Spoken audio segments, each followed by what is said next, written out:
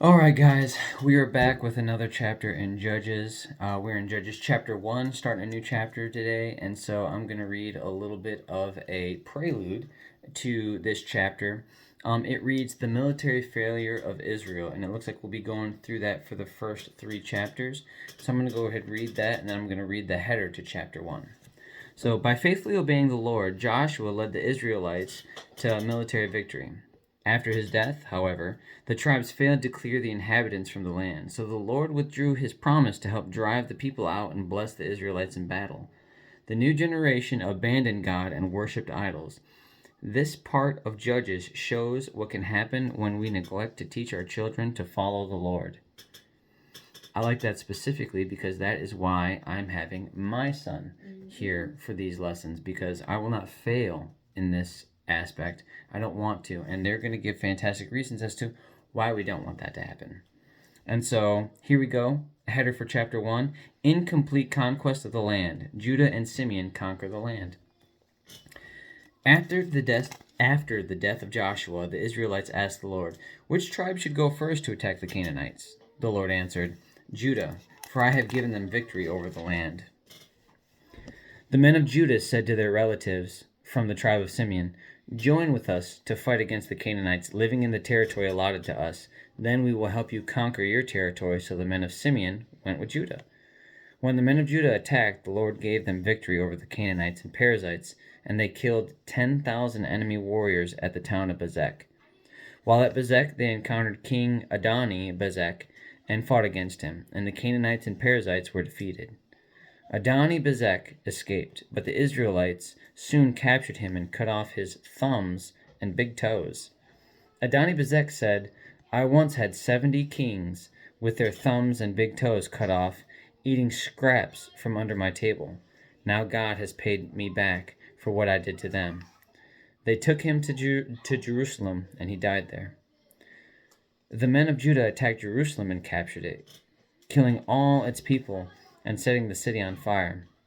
When they went down to fight the Canaanites living in the hill country, the Negev, and the western foothills, Judah marched against the Canaanites in Hebron, formerly called Kiriath Arba, defeating the forces of Shishai, Ahiman, and Talmai.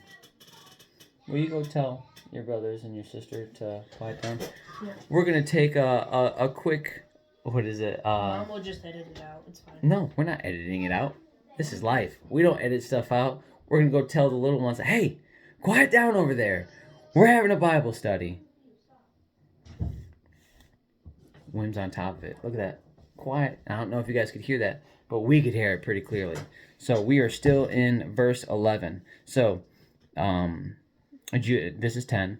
Judah marched against the Canaanites in Hebron, formerly called Kiriath Arba, defeating the forces of Shishai, Ahiman, and Talmai. From there they went to fight against the people living in the town of Debir, formerly called Kiriath Sefer. Caleb said, "I will give my daughter Aksah in marriage to the one who attacks and captures Kiriath Sefer." Othniel, the son of Caleb's younger brother, Kenaz, was the one who conquered it, so Aksah became Othniel's wife. When Aksah married Othniel, she urged him to ask her father for a field. As she got down off her donkey, Caleb asked her, "What's the matter?" She said, "Let me have another gift. You have already given me land in the Negev. Now please give me springs of water, too." So Caleb gave her the upper and lower springs. When the tribe of Judah left Jericho, the city of palms, the Kenites, who were descendants of Moses' father-in-law, traveled with them into the wilderness of Judah. They settled among the people there, near the town of Arid in the Negev. Then Judah joined with Simeon to fight against the Canaanites living in Savath, and they completely destroyed the town. So the town was named Hormah. In addition, Judah captured the towns of Gaza, Ashkelon, and Ekron, along with their surrounding territories. The Lord was with the people of Judah, and they took possession of the hill country, but they failed to drive out the people living in the plains, who had iron chariots. The town of Hebron was given to Caleb as Moses had promised. And Caleb drove out the people living there, who were descendants of the 3 sons of Anak. The tribe of Benjamin, however, failed to drive out the Jebusites, who were living in Jerusalem. So to this day the Jebusites live in Jerusalem among the people of Benjamin. They sent men to scout out Bethel, formerly known as Luz. They confronted a man coming out of the town and said to him, "Show us a way into the town, and we will have mercy on you." So he showed them a way in, and they killed everyone in the town except that man and his family. Later, the man moved to the land of the Hittites, where he built a town. He named it Luz, which is its name to this day. The tribe of Manasseh failed to drive out the people living in Bethshan, Tanakh, Dor, Ibleam, Megiddo, and all the surrounding settlements, because the Canaanites were determined to stay in that region. When the Israelites grew stronger, they forced the Canaanites to work as slaves, but they never did drive them completely out of the land. The tribe of Ephraim failed to drive out the Canaanites living in Gezer, so the Canaanites continued to live there among them. The tribe of Zebulun failed to drive out the residents of Kitron and Nahalol, so the Canaanites continued to live among them. But the Canaanites were forced to work as slaves for the people of Zebulun. The tribe of Asher failed to drive out the residents of Akko, Sidon, Alab, Akzib, Helba, Ephik, and Rehob. Instead, the people of Asher moved in among the Canaanites, who controlled the land, for they failed to drive them out. Likewise, the tribe of Naphtali failed to drive out the residents of Beth Shemesh and Beth Anath. Instead, they moved in among the Canaanites who controlled the land. Nevertheless, the people of Beth Shemesh and Beth Anath were forced to work as slaves for the people of Naphtali. As for the tribe of Dan, the Amorites forced them back into the hill country and would not let them come down into the plains. The Amorites were determined to stay in Mount Heres, Ajalon, and Shelbim. But when the descendants of Joseph became stronger, they forced the Amorites to work as slaves. The boundary of the Amorites ran from Scorpion Pass to Selah and continued upward from there. And that is the end of our first chapter in Judges. Yep.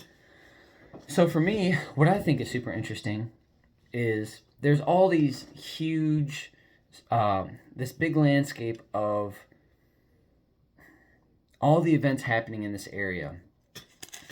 But what's super unique for me is there's also knowledge of these subtle things that are very intimate interactions, as far as when they mention the one daughter who was married to, let's see if I can find it.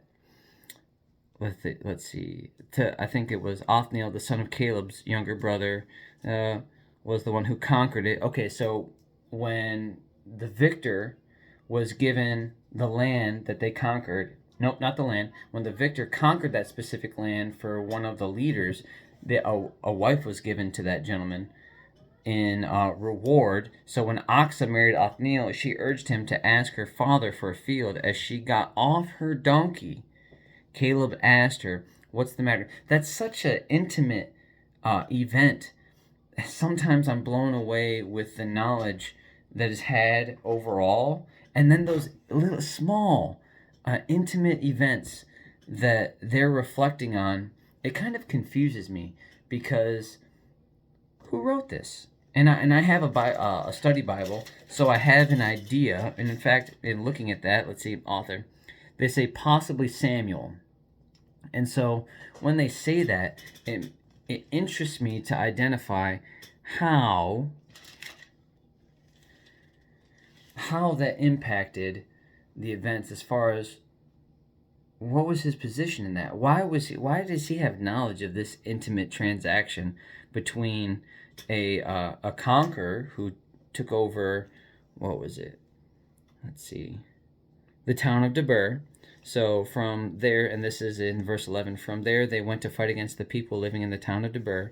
Caleb said, "I will give my daughter Aksa in marriage to the one who attacks and captures Kiriath Sefer." And so Google also says Samuel. Yep, the prophet Samuel. And so I can appreciate that. His knowledge especially one and I'll say global aspect. It's not global, but definitely the macro in what we're talking about. But it's still done, and he has such an intimate knowledge of this conversation had between Othniel and the daughter when Aksa married Othniel. Yeah. Okay, so nope, Othniel is the daughter. I really struggle with these names, and so I apologize if there's any confusion. But when the couple was married, to have such an intimate knowledge and put that in here when everything else is just the macro of how the Israelites are fighting other tribes, not, and I guess I shouldn't say tribes, other towns.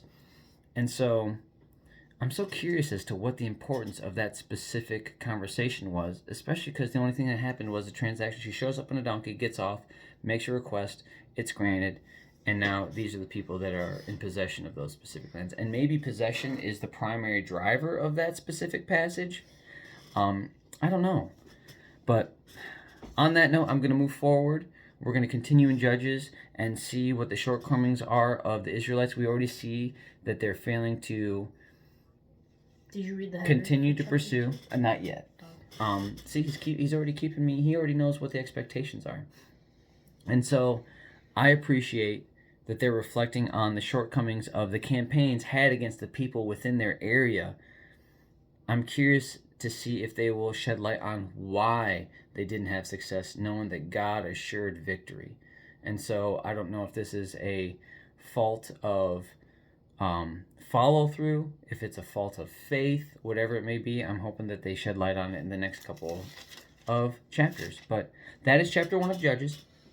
On that note, have a good night. God bless. I love you. Jesus loves you. We love you. Don't Jesus forget to loves you. like and subscribe so you can help spread the content. Okay, so he's all about the content and stuff like that. I just appreciate your guys' fellowship. But if he's going to be there, start saying that stuff, sure, we'll add that into the videos now. But we will be back tomorrow with the second chapter of Judges, where the head reads, "The Lord's messenger comes to Bochim." So have a good night. God bless, guys. I appreciate you having fellowship with the two Hefner men.